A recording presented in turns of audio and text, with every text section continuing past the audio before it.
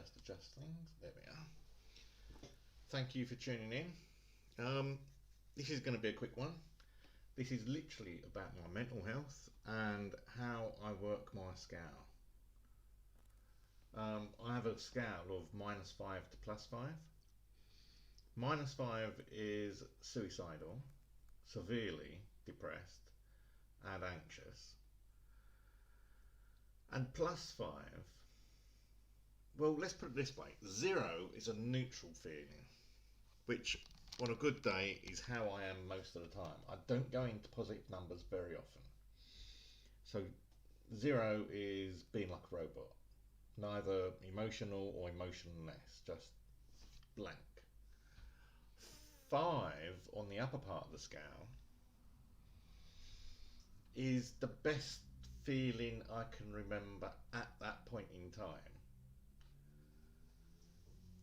And it's not the happiest feeling, it's feeling the best I have. At the moment, I would say I'm -2.5. -4 is considering suicide at any time. -3 is thinking about suicide a lot. -2 currently is what I'm aiming for, and that is suicide I only think about occasionally during the week. Needless to say, I'm in between 2 and 3. I'm 2.5, 2.5-ish today, and that's mostly when I get interactions from other people, especially authoritarian people. For instance, I had an email today that was from the local mental health team, and it was for another patient, and they sent it to me in error, as though I was a consultant. Not sure why. So I've emailed it back and copied in my consultant and just said it doesn't make any sense to me. So that's put me down. I was at -2 until I got that, then it's a -2.5.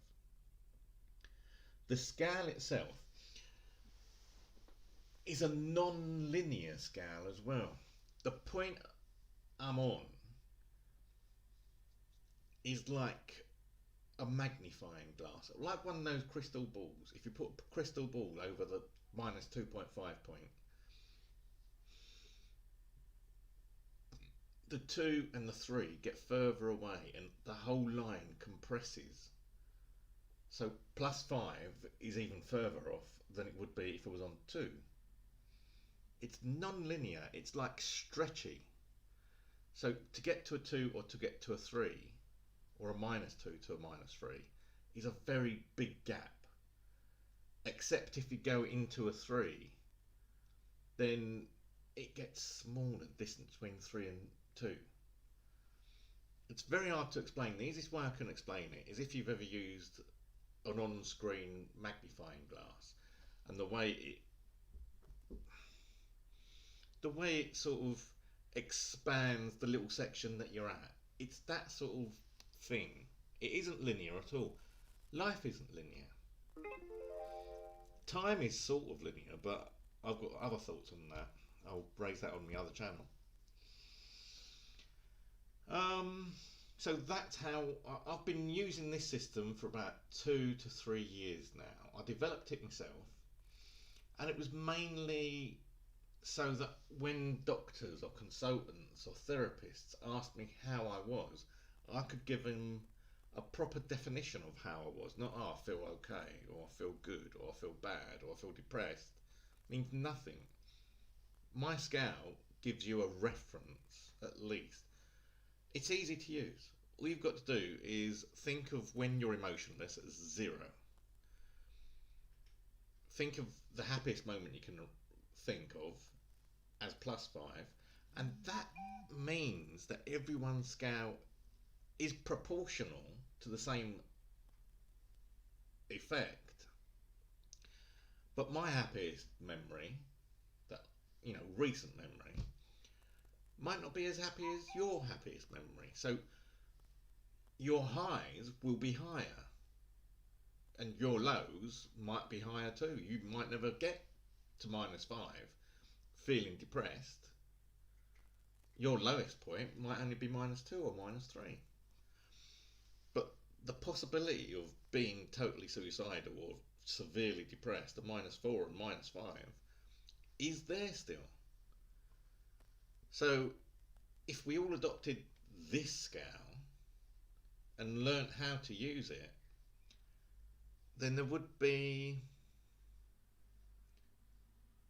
some meaning to how do you feel. On a scale of -5 to +5, how do you feel? I know in consultants and that, they do a 0 to 10, I think it was last time I was there. I'm getting some background noise on this as well. And 0 to 10 is like, well, you're either depressed or you're happy. And there's no sort of, I think it's better to put all the poor bits below 0 and all the good bits above 0. You can be, and I often am, you can be in the minus numbers but still be, have happy moments. But those happy moments don't mean that you're in the bit above 0. It just means you've had happy moments in a -2 bit. So I think if we all adopted the same system, then we'd have a quantitative measure of how people felt. Sort of what David Cameron was trying to do about 10 years ago when he decided to have this happy monitoring, which came to nothing in the end. How happy Britain is. Anyway, I think that just about rounds it up. If there's any questions or comments, please leave them. Like, subscribe, share, talk about this. Mental health needs to be spoken about, not hidden anymore. We all have issues.